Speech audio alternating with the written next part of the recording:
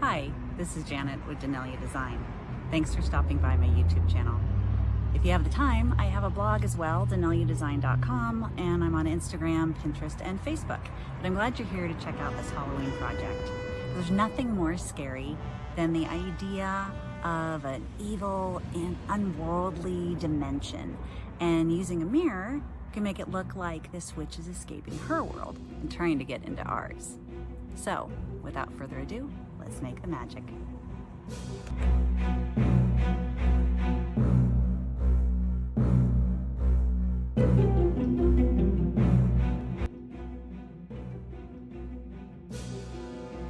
To start the project, you'll need two basic items. One, a mirror, and two, a witch.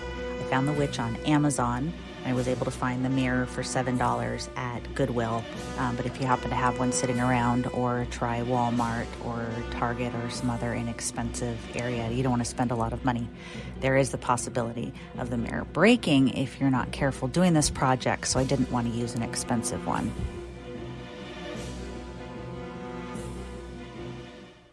We'll be taking her apart to make this project work. So again, don't use anything really expensive. This one was one of the least expensive witches that I could find on Amazon. A little bit of a clown face, a little goofy looking, but it was going to suit my purposes. First thing I did was take her shoes off of her gown, which were just glued on, so they came off pretty easily. And I went ahead and painted her boots. I added some buttons for a little bit of embellishment and painted her laces a purple color. I knew I was only going to need one shoe, so the other one just set aside. I don't know what I'm going to do with it, but there you go. So the colors that I used to paint her shoe were brown and gray and a little bit of gold, which I lightly brushed on with a sponge, dabbed that. And when that was done, once it had dried, I covered it with a polyurethane and wood stain combination. The reason for that is I wanted it to have that glossy leather finish, and the wood stain actually came in handy to do her hands. Dun da da, pun intended. If you look, this ages the white on her hands, and then I used black to paint her nails. I also had to do something with the goofy face because she looked more like a clown than a scary witch.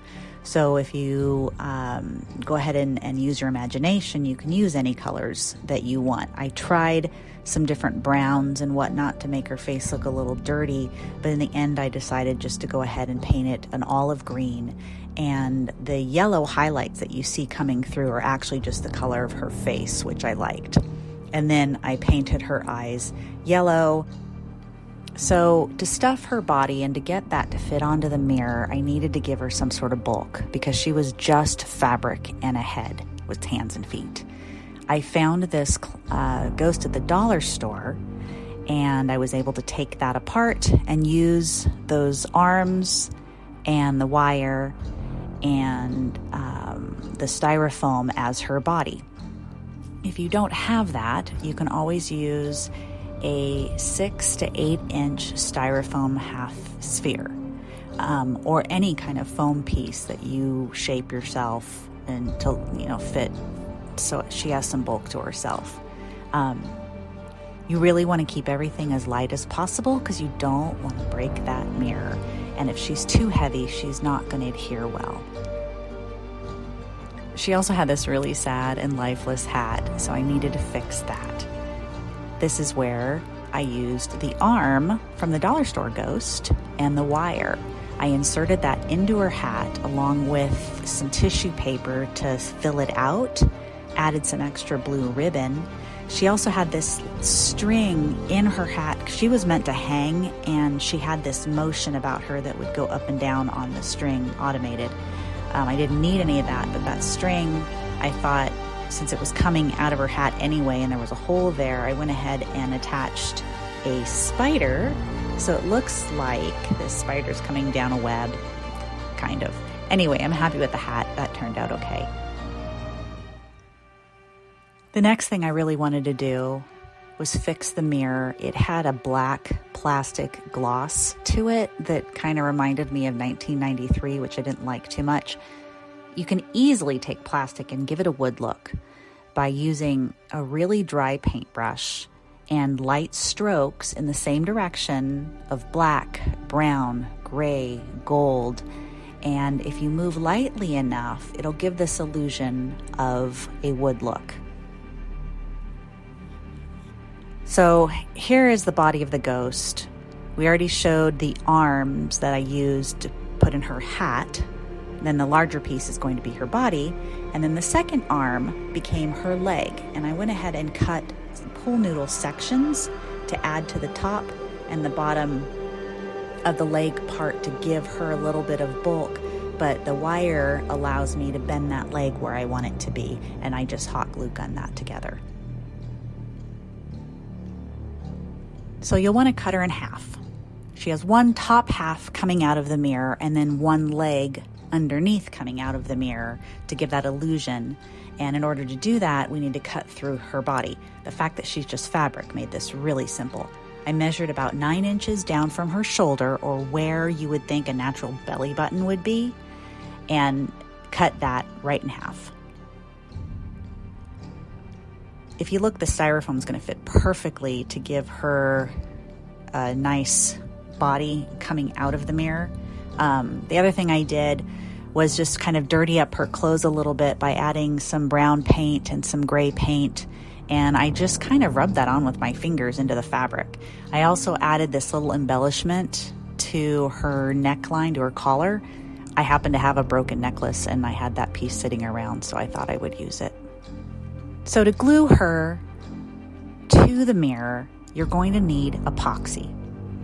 It's going to work so much better than a glue gun. If you try a glue gun, she's going to end up popping off because it's such a slick surface. So I used the epoxy, and this particular Loctite brand that I used came with 2 applications, or 2 applicators. So the first one went to glue her body down and her leg down. And then the second application is to make the broken mirror illusion. So I was able just to glue her body, glue her leg, and set the rest of it aside. It's really important here. You don't want to glue her arms down because you kind of want her reaching out like she's coming out of the mirror. And then you'll use the bottom half of her dress to drape around that leg. And I've got some arrows here where I added the glue gun. The fabric is light enough that the glue gun will make it all stick. So for the broken mirror illusion, you're going to want to use your epoxy applicator and create an image like this so it looks like a broken mirror. It's also really important that the epoxy that you purchase is a clear epoxy. Otherwise, you're going to get a white film like a glue gun stick, and you don't want that. And here she is in all of her glory after I've posed her arms and adjusted her clothing a little bit. And you can see her standing up. The epoxy, by the way, takes 24 hours to dry and then another 7 days to fully cure. So you'll want to lay the mirror flat until she's completely cured. So, make this ahead of time for whatever event you're going to have this for, your decorations. But I think she came out looking pretty wicked. And I put her outside. The reflection of the mirror really gives the illusion that there's another worldly portal out there, that another dimension that she's climbing out of, which I thought was a super cool effect. And then I tried different lighting effects to see what looked best. The green really enhanced her face, so that's the one that I ended up using.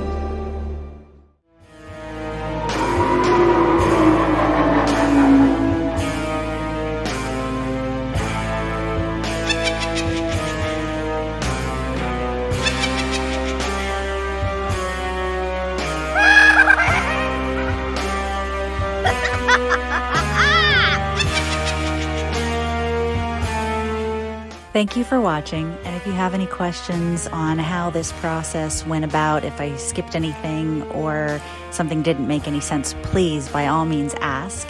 And I would really appreciate it if you decide to subscribe, like the video, share the video, all those things. I always want to make sure that Danelia Design continues to help people make their house a home, even if it's a haunted one. Happy Halloween.